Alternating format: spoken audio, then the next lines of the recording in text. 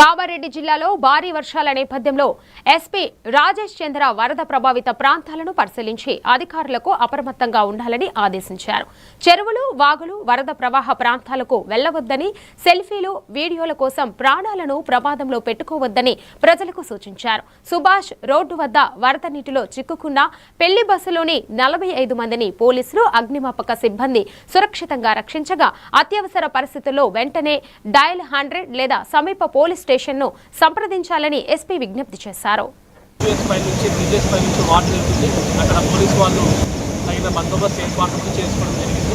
అక్కడ బ్యారికేడ్ పెట్టి ఎవరు కూడా వాగ్ కానీ వరద నీరు దాటకుండా చూసుకుంటున్నాం. నిన్నటి రాత్రి ఒక ఫ్రెండ్లీ బస్సు మన కామారెడ్డి ఏరియాలో వాటర్లో వరదలో చిక్కుకుపోయింది. దాంట్లో మన ఆఫీసర్స్ స్విఫ్ట్ రెస్పాన్స్ తోటి వాళ్ళందరినీ కూడా రెస్క్యూ చేయడం, సుమారు 45 మందిని కూడా రెస్క్యూ చేయడం జరిగింది. ఇదే కాకుండా కొన్ని ఇళ్లలో కూడా మనకు వాటర్ లోపలికి వెళ్ళిపోవడము, వాళ్ళందరూ కూడా సేఫ్ ప్లేస్ కూడా నైట్ అంతా మన పోలీస్ ఆఫీసర్స్ కష్టపడి వాళ్ళందరూ కూడా షిఫ్ట్ చేయడం జరిగింది. సో వాళ్ళందరూ కూడా డీజీ గారి తరఫున, నా తరఫున కూడా ప్రత్యేకంగా అభినందిస్తున్నాను. అండ్ ప్రజలకు విజ్ఞప్తి ఏంటంటే, ఇప్పుడు మనం చూస్తున్న పెద్ద చెరువు కూడా చాలా ఎక్కువగా వరద నీళ్ళతోటి పాస్ అవుతూ ఉంది.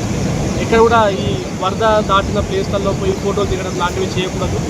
అండ్ రెండవది ఏంటంటే, పిల్లలు స్విమ్మింగ్కి వెళ్తా అని చెప్పేసి ఇప్పుడు లాంగ్ వీకెండ్ కూడా వస్తుంది. సో అటువంటి ప్లేస్లో కూడా వాళ్ళకు అలో చేయకండి, మీరు జాగ్రత్తలు తీసుకోవాల్సిందిగా కోరుతున్నాను.